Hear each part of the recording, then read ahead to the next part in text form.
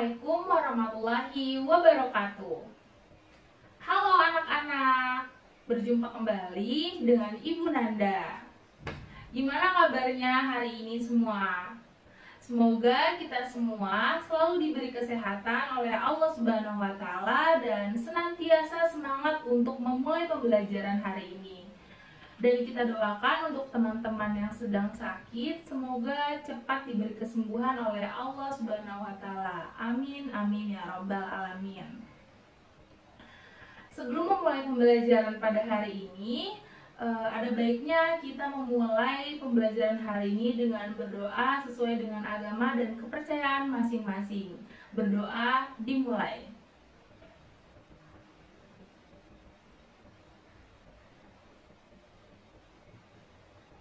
Doa selesai.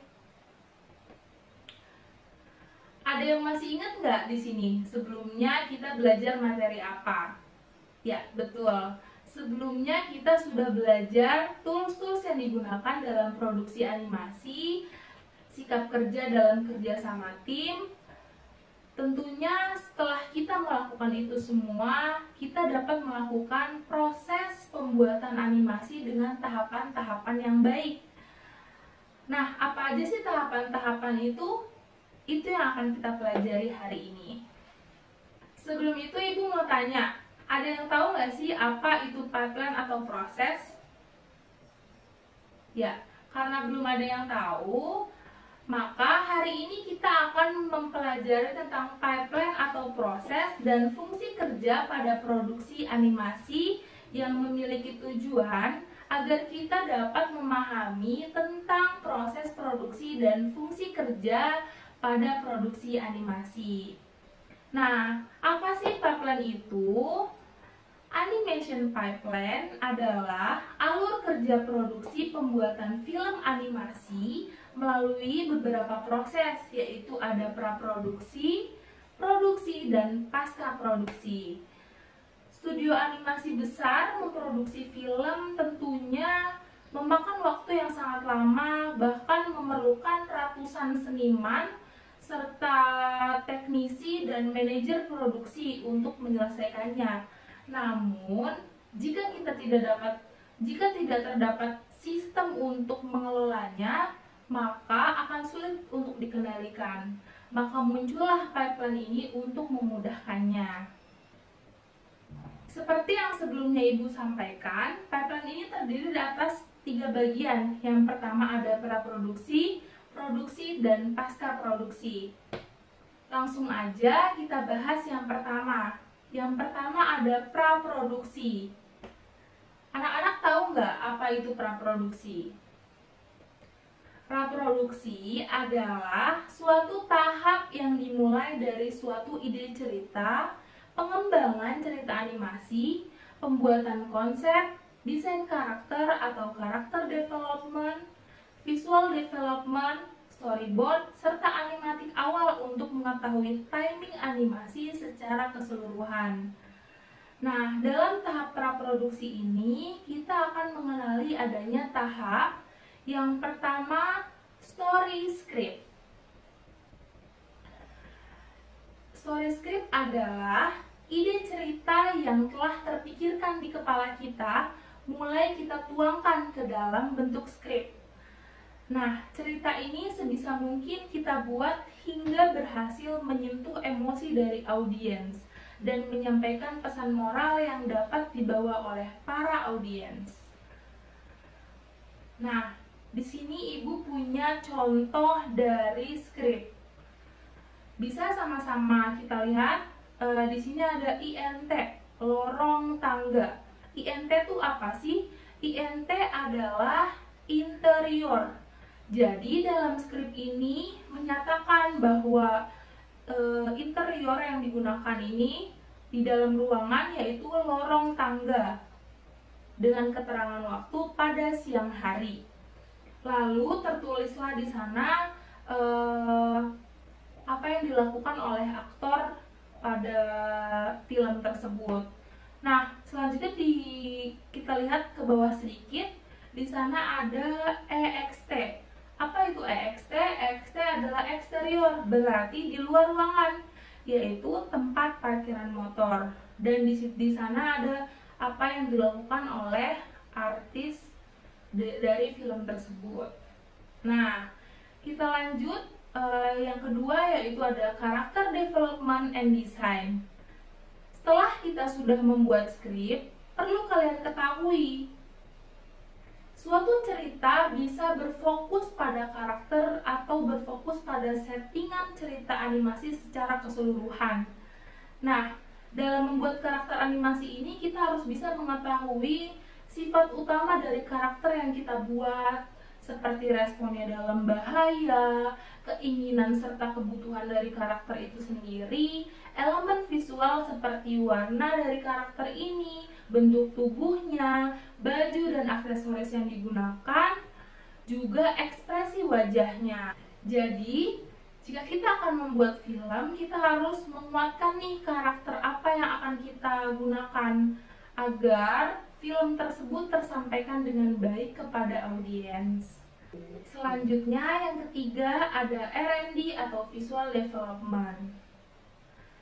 Research and Development dibutuhkan untuk pengujian efektivitas produksi animasi yang bersifat analisis.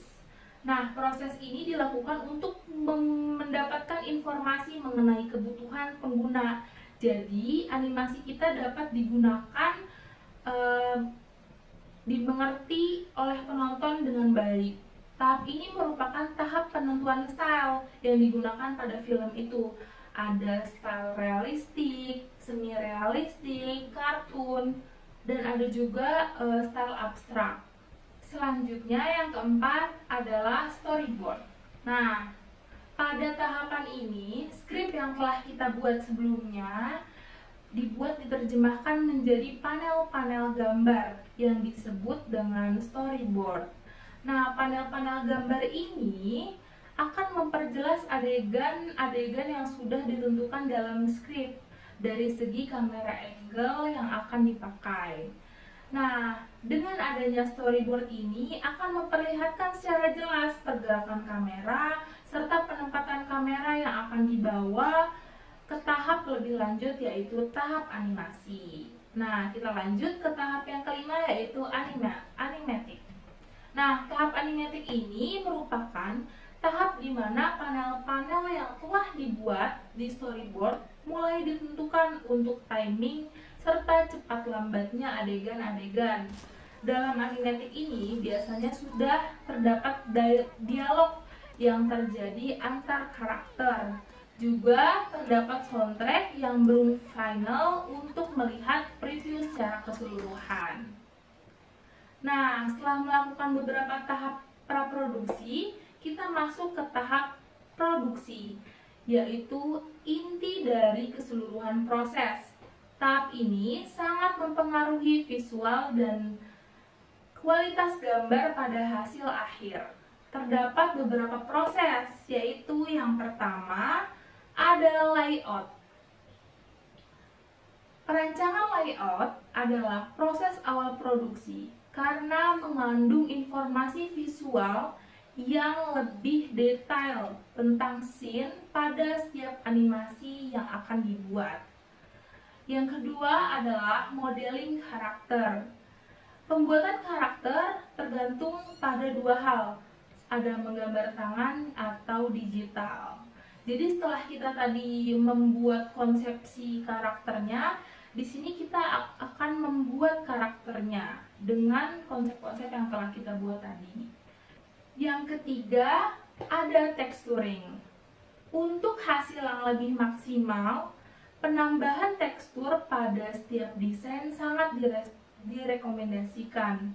Nah, pada dasarnya setiap desain harus memiliki warna dan tekstur adalah pelengkapnya. Misalnya, kita sudah membuat gambar baju dengan warna merah. Alangkah baiknya kita memberikan sedikit tekstur-tekstur agar terlihat seperti aslinya. Kita menambahkan tekstur kain agar terlihat lebih nyata. Kalau misalkan kita mewarnai merah saja, itu akan terlalu flat. Selanjutnya, yaitu rigging. Setelah karakter kita sudah jadi, sudah bagus, kita gunakan rigging untuk menggerakkan sendi-sendi dari karakter yang telah kita buat. Rigging berguna untuk menambahkan sendi pada karakter agar dapat digerakkan secara terpisah. Yang kelima yaitu animation. Jika tahap tadi kita sudah dipersiapkan, langkah selanjutnya adalah untuk melakukan animasi. Nah, semua pergerakan tergantung kepada storyboard. Jadi kita berpatokan kepada storyboard yang telah kita buat di awal tadi, di mana setiap adegan sudah tercatat dengan jelas apa yang akan dilakukan. Nah, lalu kita impor bahan-bahan yang dibutuhkan seperti background, karakter, juga komponen atau objek lainnya. Gerakan setiap komponen jangan sampai jauh dari panduan storyboard yang telah kita buat. Yang keenam yaitu ada visual effects. Nah, untuk menghiasi animasi yang telah kita buat yang mengandung unsur-unsur seperti api, air, asap, cahaya, itu akan kita gunakan di visual effects ini. Jadi visual effects ini cenderung diaplikasikan untuk kebutuhan gambar yang tidak bisa dibuat dengan gambar, ataupun animasi efek ini banyak dibuat dengan software 3D. Yang ketujuh yaitu lighting. Nah, lighting adalah pencahayaan yang dapat menghidupkan gambar yang flat atau datar dan kuat dalam menggambar situasi agar lebih terasa oleh penonton. Yang kedelapan yaitu rendering. Ini adalah proses yang mengakhiri tahap produksi. Rendering ini berguna untuk mengubah dan menerbitkan proyek animasi pada format file tertentu. Dalam proses ini kalian dapat menentukan konversi format, bitrate, resolusi, dan opsi sesuai kebutuhan. Nah, setelah mengakhiri dengan rendering ini, pada tahapan produksi kita akan melakukan post produksi, yaitu tahap di mana hasil animasi dari tahap produksi digabungkan dalam compositing, pemberian efek, pembetulan warna, pemberian audio, serta finalisasi sampai menjadi suatu produk animasi di akhir. Sampai sini bisa dimengerti? Baik. Anak-anak, kalian tahu kan, hampir di setiap film di akhir terdapat credit title. Apa sih gunanya?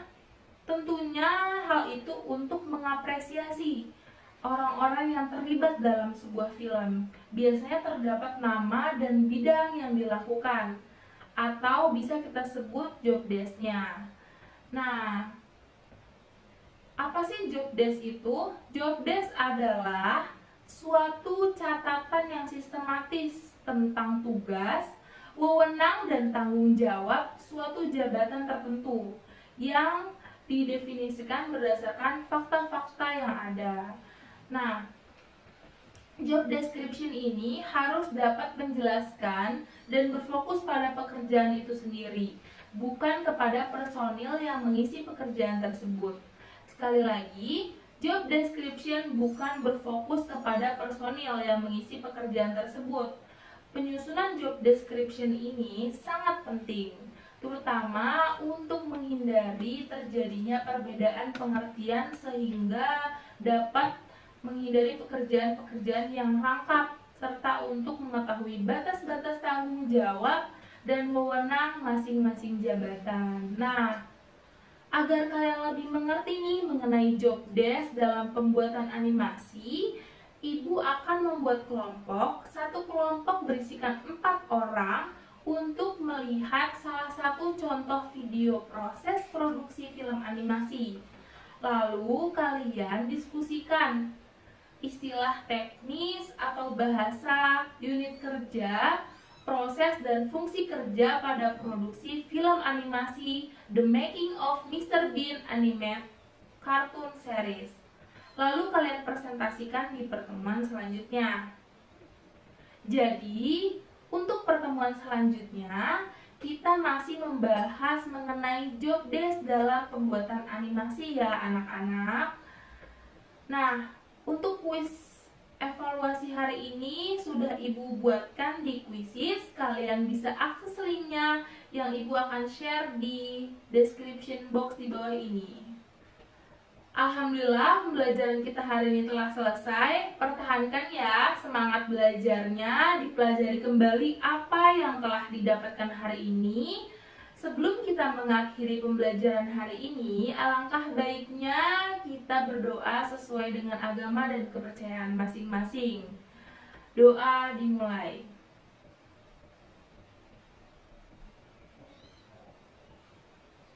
Doa selesai.